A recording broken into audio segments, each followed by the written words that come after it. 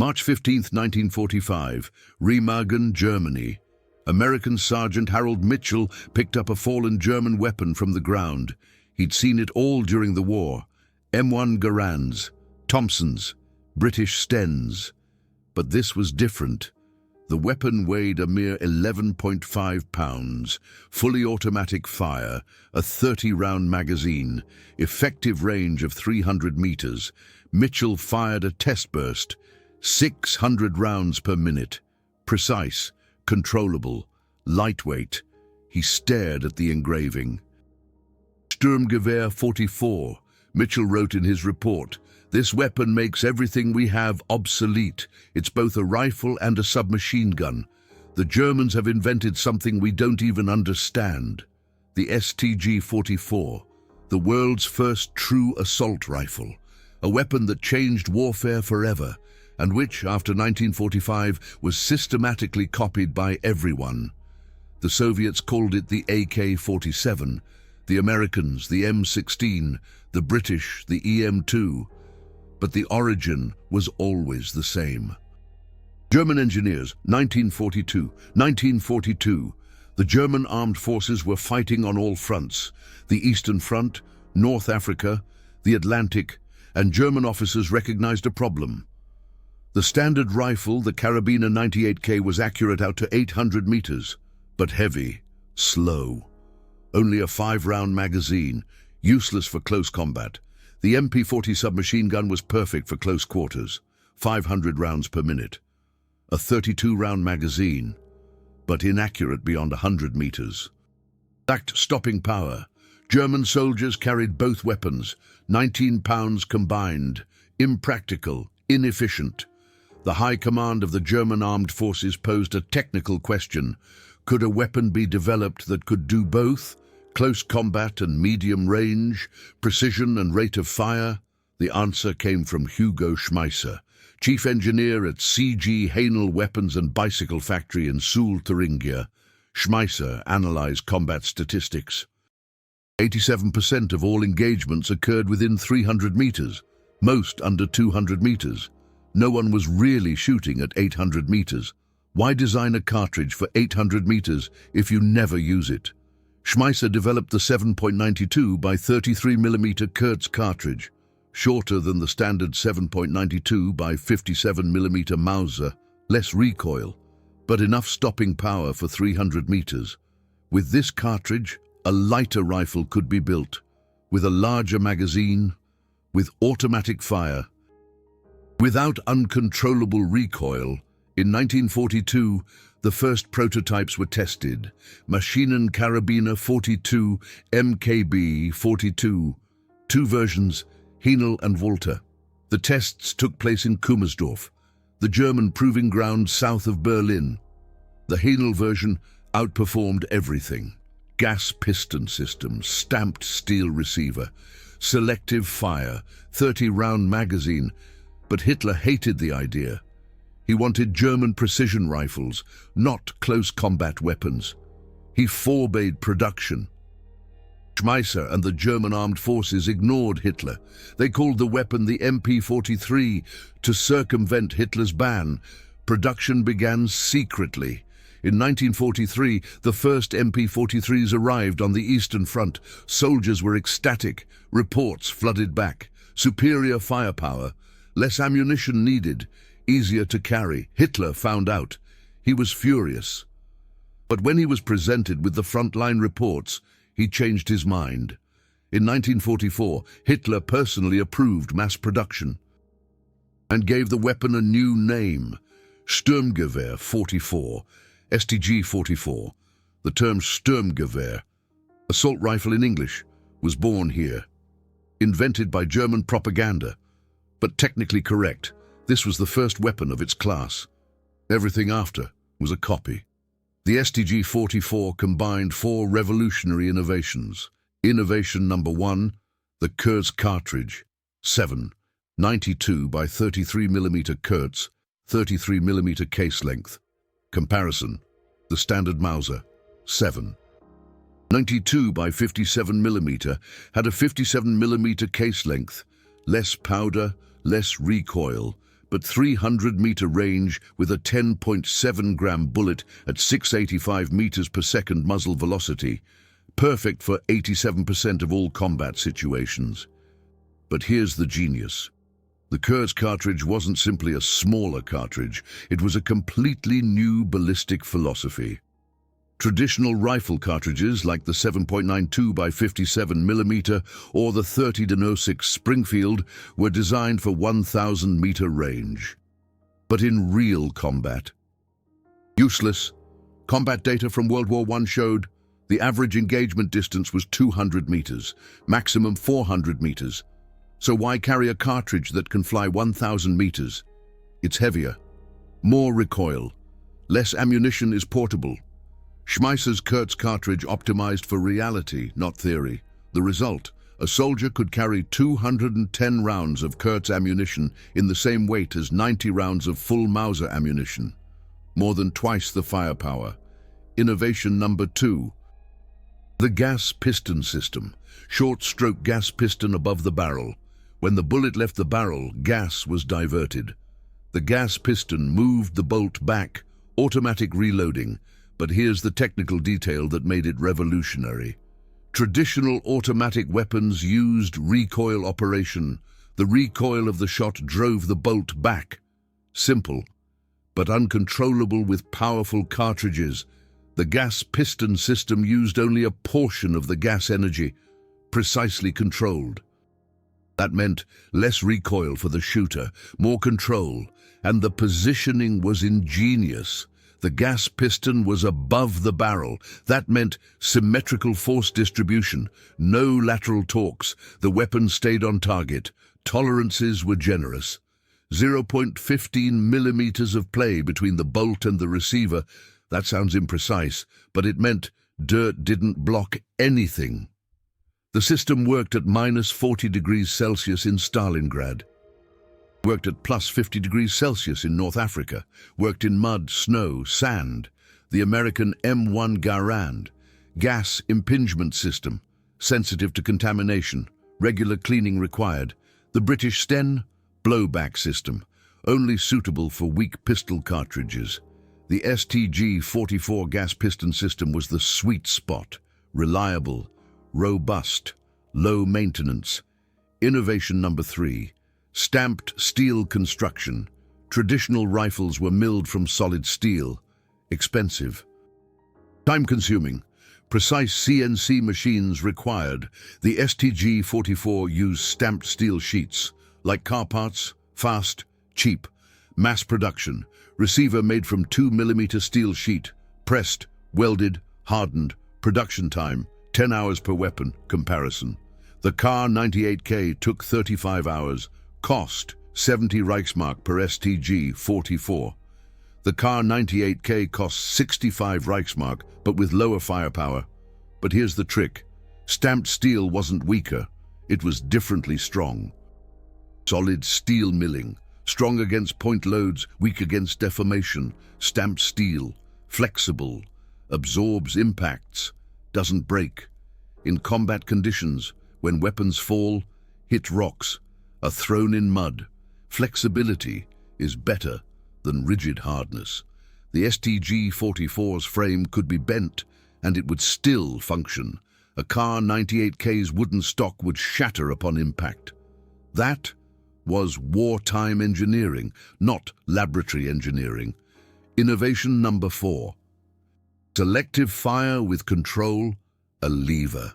3 positions, safe, semi-automatic, fully automatic, semi-automatic. 1 shot per trigger pull, precision, out to 300 meters, fully automatic, 600 rounds per minute, suppressive fire. But here's why this was revolutionary.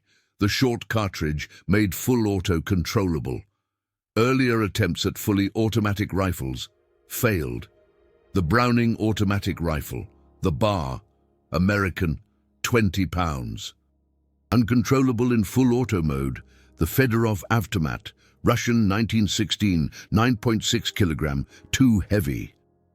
The problem was always this: full rifle cartridge plus full auto equals uncontrollable recoil.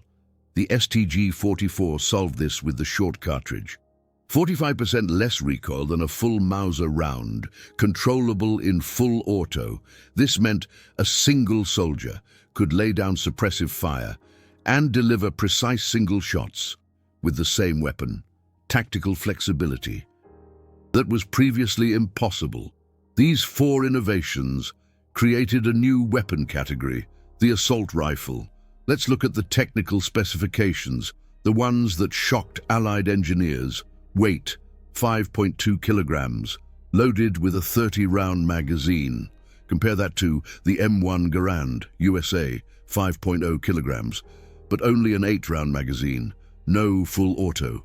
The Lee Enfield, UK, 4.5 kilograms, but only a 10-round magazine, no full auto.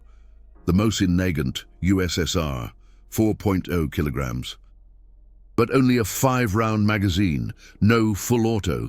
The Thompson M1 USA, 4.8 kilograms, but only 100 meters range, and a 9mm cartridge. The STG-44 was lighter than a rifle, with full auto capability and higher capacity than all of its competitors. Rate of fire, 600 rounds per minute in full auto mode, controllable, repeatable. Soldiers could deliver precise bursts of fire. The Thompson M1, 700 rounds per minute, but uncontrollable. The MP40, 500 rounds per minute, but a weak cartridge. Magazine capacity, 30 rounds. Standard. Allied rifles, M1 Garand, 8 rounds. N-block clip, fixed loading. The Lee Enfield, 10 rounds. The Mosin, 5 rounds. The Kar 98K, its own rifle, 5 rounds. This meant a German soldier with an STG-44 had 30 rounds. 6 American soldiers with M1 Garands together had 48 rounds, but they had to reload, one after the other. Tactical advantage, enormous. Effective range, 300 meters. At 300 meters, a trained shooter could hit a man-sized target with a 90% probability. Combat statistics showed that was enough.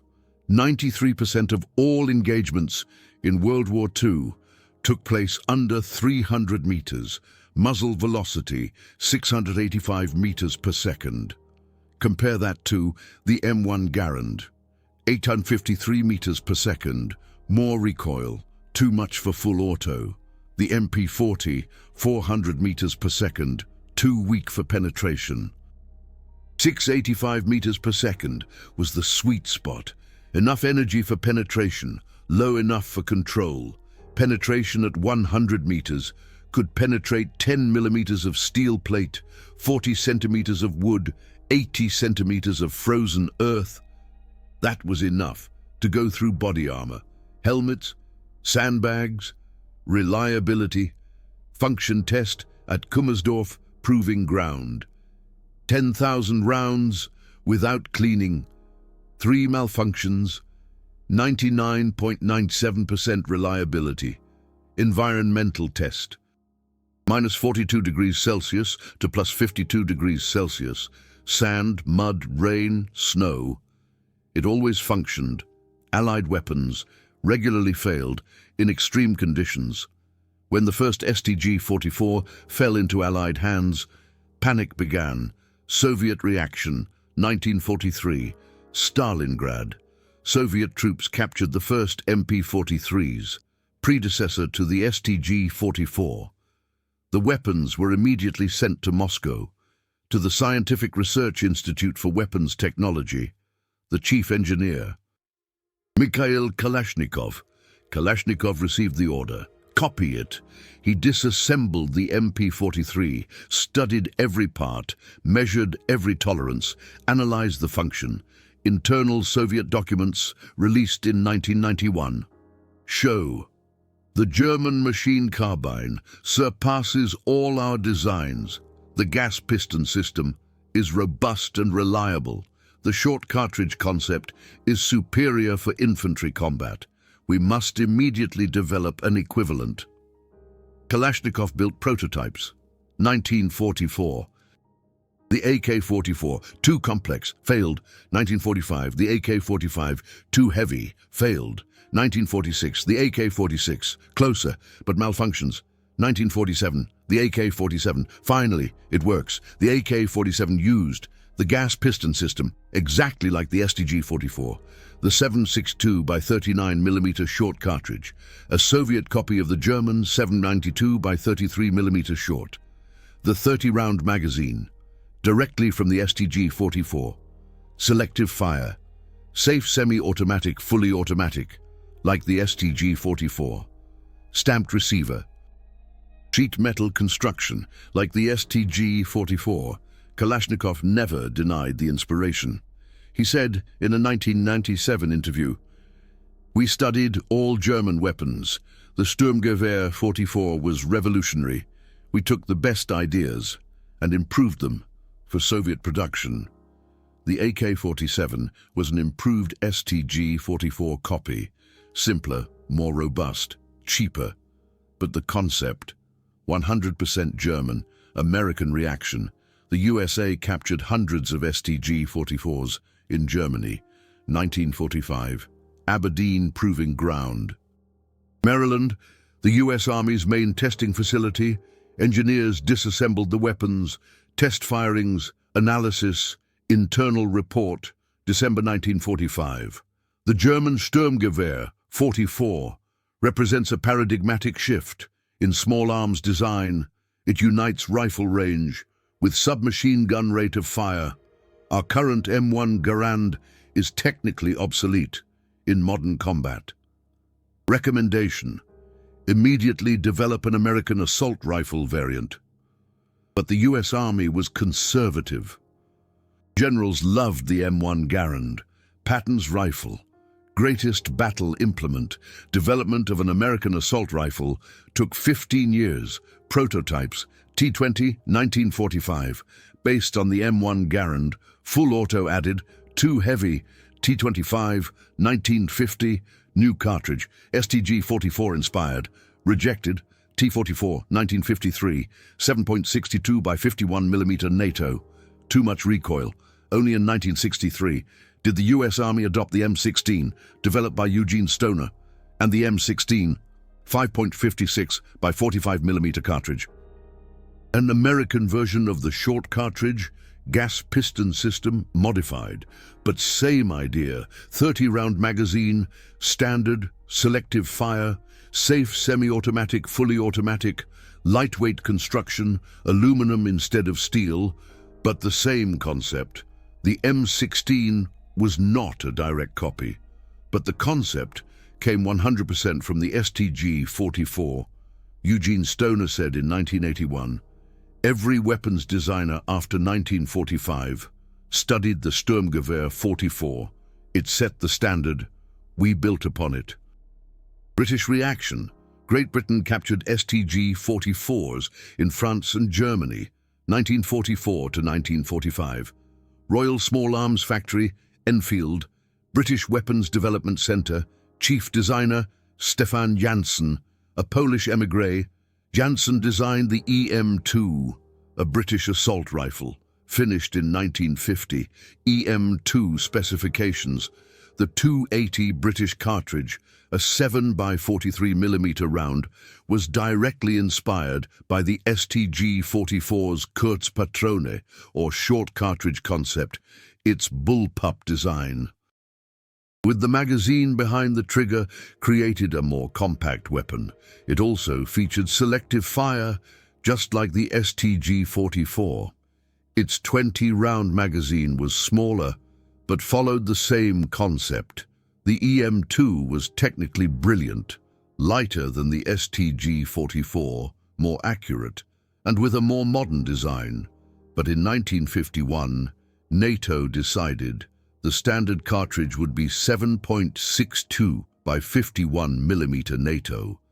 This was an American demand. The 280 British was deemed too weak for American tastes. The USA wanted stopping power. The EM2 was rejected, and Great Britain adopted the Belgian FN FAL, chambered in 7.62 NATO. However, the concept lived on. Bullpup rifles today, like the British SA-80, the French FAMAs, and the Austrian AUG, are all descendants of the EM2, and the EM2 itself.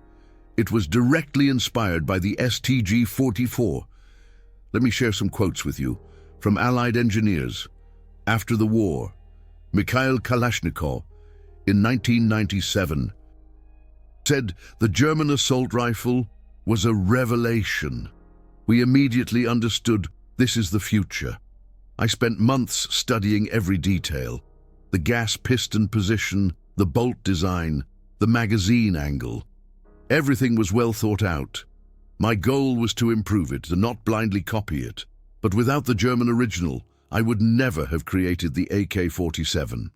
Eugene Stoner, designer of the M16 in 1970, stated, "German engineers were ahead of their time."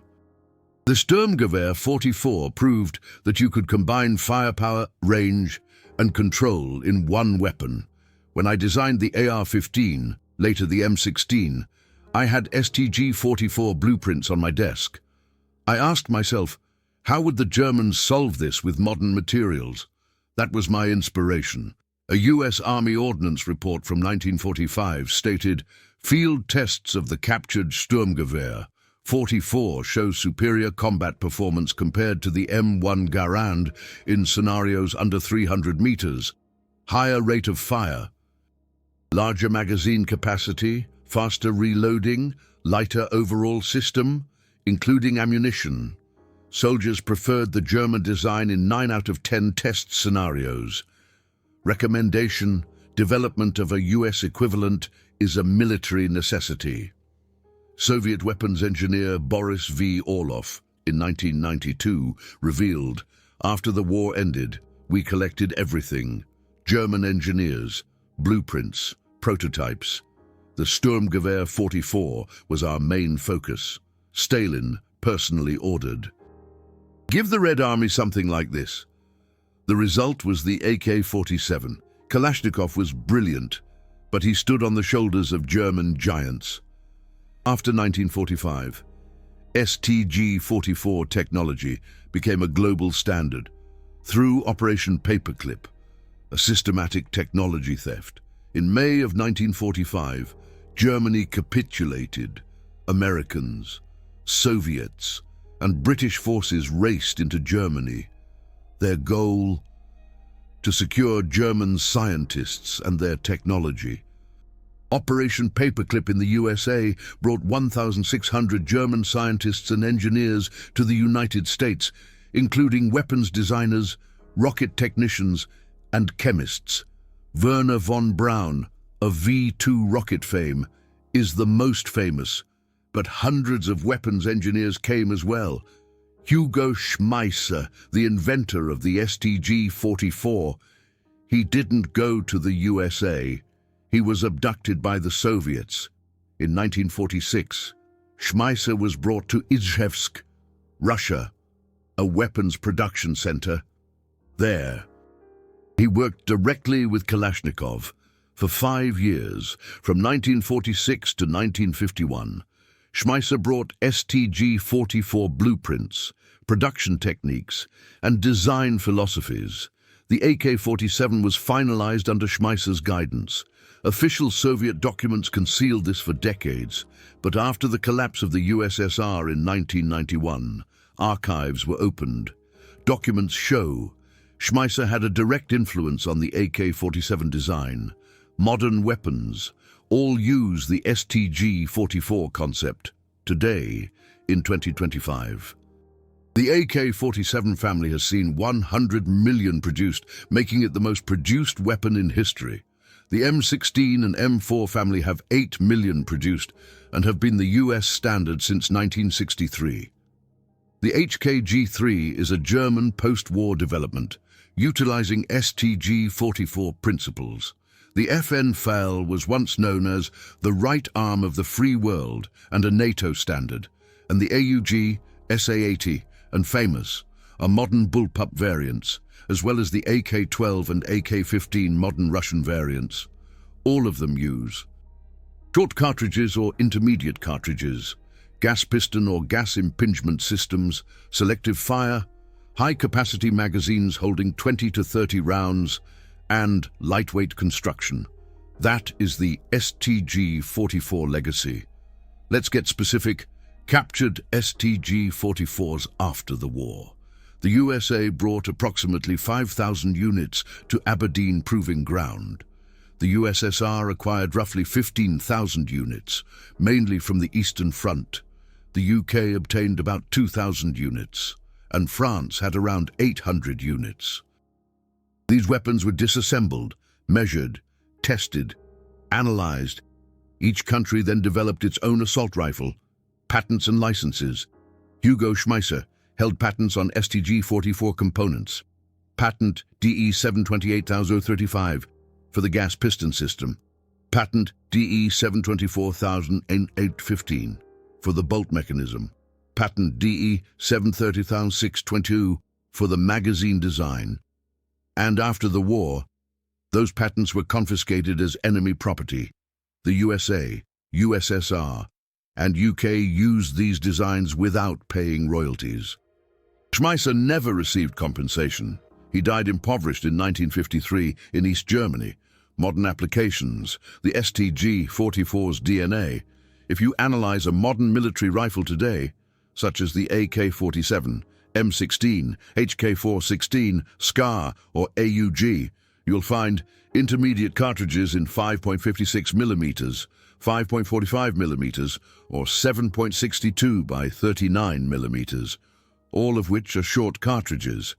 Gas piston systems automatically reload by diverting gas, selective fire modes for safe, semi-automatic, and fully automatic, 30-round standard magazine capacity, and lightweight construction using aluminum, polymer, and composites, while retaining the stamped steel concept. That is the STG-44.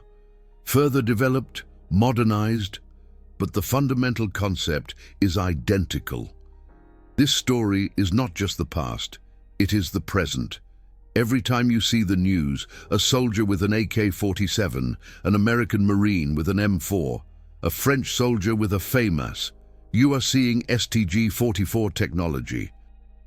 German engineers in 1942 invented the modern assault rifle, and the entire world copied it, from Hugo Schmeisser to Kalashnikov to Stoner, from the German armed forces to NATO to militias worldwide.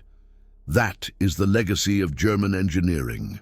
If you appreciate these technical truths, support me with YouTube's Super Thanks. Every Super Thanks allows me to dig deeper into archives, digitize rare blueprints, and interview surviving engineers. Help me preserve this technical history. Before the last documents disappear, let's talk specifically about its influence today. Modern patents based on the STG-44. US Patent 2951424 from 1960. The AR-15 gas system references STG-44 principles. Soviet Patent SU 199987-456 from 1994. AK-74 improvements build upon the AK-47 and STG-44. German Patent DE-42 15456 from 1992. HK-G36 mechanics are a modern STG-44 evolution. Military doctrine before the STG-44. It was fire and movement with different weapon systems, a rifle plus a machine gun. After the STG-44, every soldier has full automatic capability, utilizing suppressive fire tactics, NATO doctrine, Warsaw Pact doctrine, modern infantry tactics, all are based on the assault rifle concept, which was born in Germany in 1942, production numbers, proof of its superiority. The STG-44 saw 425,000 units produced. The STG-44. Approximately 400,000 were produced from 1943 to 1945 in just 2 years under wartime conditions. Now consider these numbers. The AK-47 family, over 100 million from 1947 to today. The M16 and M4 family, over 8 million from 1963 to today. other assault rifles, approximately 50 million worldwide. That's a grand total of around 158 million assault rifles, based on the STG-44 concept. That is the impact of a single German innovation. But the story doesn't end there. Recently, declassified documents have shed even more light on this technological legacy. In 2018, the CIA released documents about Operation Paperclip, revealing the systematic acquisition of German weapons technology. In 2020, Russian archives released Schmeisser documents from Ijevsk, confirming his direct involvement in the AK-47. And in 2023, the Aberdeen Proving Ground Museum published 1945 test reports, showing the STG-44 outperformed all Allied weapons in 8 out of 10 categories. What German technology has surprised you the most? Many engineers in the comments have shared incredible connections. Grandfathers who worked on the STG-44, blueprints in company archives, modern patents with German roots. One comment from last week really stood out. My grandpa worked at Haenel in Suhl in 1944. He told me they knew the STG-44 would change the world, but that everyone would copy it. That surprised him. Share your technical discoveries in the comments. Every comment is a piece of the puzzle of engineering history, but let's go even deeper into the technical details that made this weapon truly revolutionary. The STG-44 had production details that show German engineers thought of everything. The barrel was cold hammer forged, not drilled like traditional rifles. Cold hammer forging meant a massive steel bar was pressed by rotating hammers. The metal was compressed, denser, stronger. The result, longer lifespan. STG-44 barrels could withstand 20,000 rounds. For comparison, M1 Garand barrels lasted around 10,000 rounds.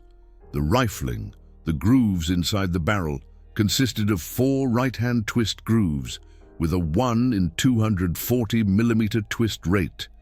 This perfectly stabilized the 10.7-gram bullet for a 300-meter trajectory. The bolt was a rotating bolt design with 7 locking lugs. Each lug bore the load. This meant there was no single point of failure, even force distribution. Material science was crucial. The bolt was made of hardened chromium steel with a Rockwell hardness of 58 to 62. That was extremely hard, but not brittle. German metallurgy was world-class. The trigger mechanism was simple, but genius. A single hammer, 2 sears, depending on the lever position. Either semi-automatic or fully automatic fire was activated. Semi-automatic, the sear holds the hammer after each shot.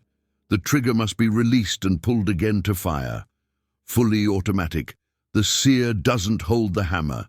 As long as the trigger is pressed, the weapon continues to fire. This simplicity meant fewer parts, less failure, more reliability. The magazine was made from stamped steel, double-row, staggered feed, holding 30 rounds in a smaller space than single-row 20-round magazines. The spring inside the magazine was made from spring steel, hardened and tempered. It maintained tension over thousands of cycles. Magazines were interchangeable.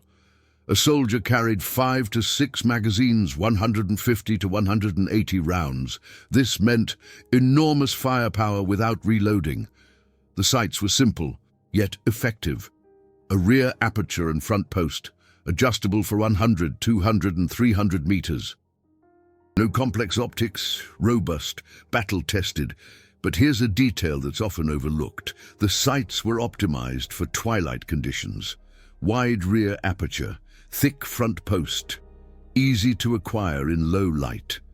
German engineers knew most engagements took place at dawn or dusk, morning, evening, bad weather. Sights that worked in perfect sunlight but failed in twilight. Useless. The STG-44 sights worked. Every time. The stock was made from stamped sheet steel. Yes, even the stock. No wood like traditional rifles. Steel. Why? Wood warps. From moisture, temperature, wood swells, shrinks and cracks. A steel stock, constant. Whether in the Sahara or Siberia, the shape remains the same. This meant constant aiming accuracy. The handguard was made from bakelite, an early plastic, heat-resistant, lightweight, insulating. After 300 rounds of continuous fire, the barrel could reach 200 degrees Celsius. That's nearly 400 degrees Fahrenheit. The bakelite handguard protected the shooter's hand. Wood would char or catch fire. These details show every material was chosen for function, not tradition, not aesthetics, function. The production of the STG-44 was also revolutionary. Traditional weapons production required skilled workers, master gunsmiths, years of training. The STG-44 was designed for unskilled workers. Stamped parts, simple welds, assembly like a car. One factory in Seoul employed 3,000 workers, including women, older men and war veterans, people who had never built a weapon before. With the STG-44 design, they could produce 5,000 rifles per week. That was wartime production, fast, cheap, massive. And the quality? Amazingly consistent. Tolerances were generous. 0.15 millimeter play. That meant small manufacturing errors didn't matter. The weapon still functioned. German engineers understood. Perfect is the enemy of good enough. A weapon that's 99.9% perfect but takes a year to produce is useless. A weapon that's 95% perfect but is produced in a week wins wars. The STG-44 was that 95% weapon, and it was good enough to be better than everything else. After the war, production engineers worldwide studied German manufacturing techniques. Stamped steel receivers became standard. The AK-47 adopted it directly. Modern AR-15 lower receivers, milled from aluminum. But upper receivers are stamped. The idea: minimize CNC milling, maximize stamping and welding, faster, cheaper, more scalable. That's what the world learned from the STG-44. Field reports from the Eastern Front show the impact. A German report, March 1944, Narva, Estonia. A company equipped with 80 STG-44s held a Soviet regiment of 2,400 men for 6 hours. The firepower of the STG-44 allowed a defensive hold, despite a 1:30 ratio. Ammunition consumption, 18,000 rounds. Soviet losses estimated 600, own losses 12. That is the power of superior weapons technology. Soviet reports confirm this. A report, August 1944, Poland. A German unit, outnumbered, used new automatic rifles with devastating effect. Our troops suffered heavy losses during the attack. Recommendation: avoid direct frontal assaults against units with this weapon. Flanking or artillery support is required. These reports circulated in Soviet military circles. Joseph Stalin read them and ordered, "Give me such a weapon." The result was Kalashnikov's assignment, and 5 years later, the AK-47. American units that captured STG-44s wanted to keep them. Official reports showed that GIs, American soldiers, would trade their M1 Garands for captured STG-44s whenever possible. Why? The weapon just felt better, lighter, more firepower, easier to reload. An American report dated April 1945 from Germany stated soldiers preferred captured German assault rifles over their issued M1 Garands. Recommendation: forbid the use of enemy weapons due to ammunition incompatibility and identification risks. The US Army had to forbid its soldiers from using the STG-44, not because it was bad, but because it was too good. And American ammunition simply wouldn't fit. After the war, the analyses began. Military historians, weapons experts, engineering societies, they all studied the STG-44. The verdict was unanimous: revolutionary, A quote from Jane's Infantry Weapons, 1975. The German Sturmgewehr 44 was the most influential small arm of the 20th century.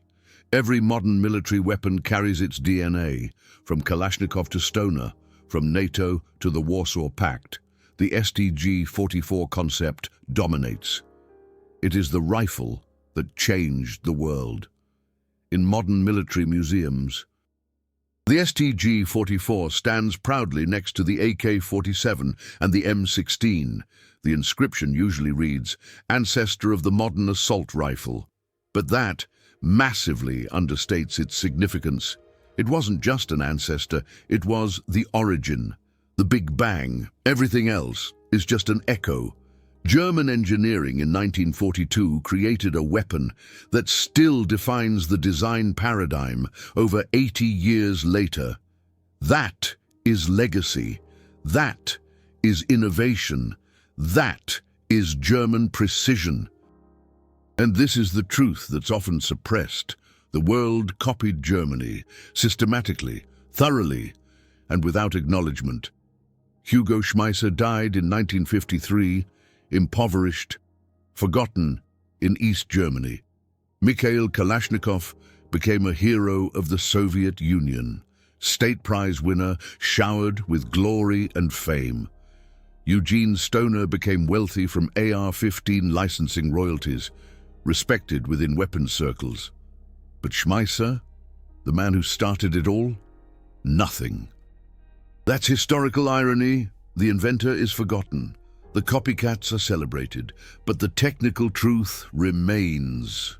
The STG-44 came first. Everything else followed. Today, there are efforts to honor Schmeisser's legacy. A museum in Suhl, Germany. A commemorative plaque at his former factory, but worldwide, hardly known. Ask average people. Who invented the assault rifle? Most will say Kalashnikov. That's wrong. But that's what's taught. These videos exist to correct those lies, to showcase the technical truth, to give German engineers the recognition they deserve, not out of nationalism, but out of respect for engineering, out of respect for innovation, out of respect for truth. The STG-44 isn't just a weapon, it's a symbol of what happens when engineers are given the freedom to solve problems without bureaucracy, without politics, just engineering. Schmeisser saw a problem. Soldiers needed a weapon for modern warfare, and he solved it with logic, with testing, with brilliant engineering. The result changed the world. Every AK-47 on every battlefield is a tribute to the STG-44. Every M4 in the hands of an American soldier is a tribute to the STG-44. Every famous, every AUG, every modern infantry weapon is a tribute to the STG-44. That is the legacy of German innovation, and that is the story that needs to be told.